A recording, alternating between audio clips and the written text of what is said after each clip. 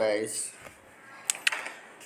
আজকের টপিক হচ্ছে ওট you mind এর বাংলা অর্থ কিছু মনে না করলে বা আপনি আপত্তি করবেন না বোঝাতে ইংরেজি করার কৌশল।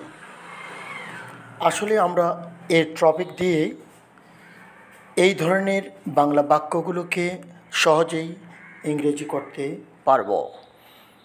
গঠন: would you mind plus V1 plus ing plus object প্রশ্নবোধক চিহ্ন।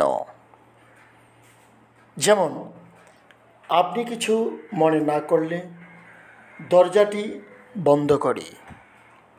would you mind closing the door? আপনি কিছু মনে না করলে এক কাপ চা খাই। would you mind taking a cup of tea? আপনি কিছু মনে না করলে একটি আধুনিক গান করি। would you mind singing a modern song?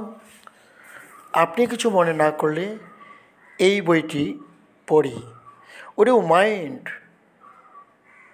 reading this book? আপনি কিছু মনে না করলে এই কাজটি করি। would you mind doing this work? আপনি কিছু মনে না করলে বাজারে যাই। would you mind going to market? Thanks. এই গঠন দিয়ে আমরা অনেক বাংলা বাক্যগুলোকে এই ধরনের ইংরেজিতে গঠন করতে পারবো।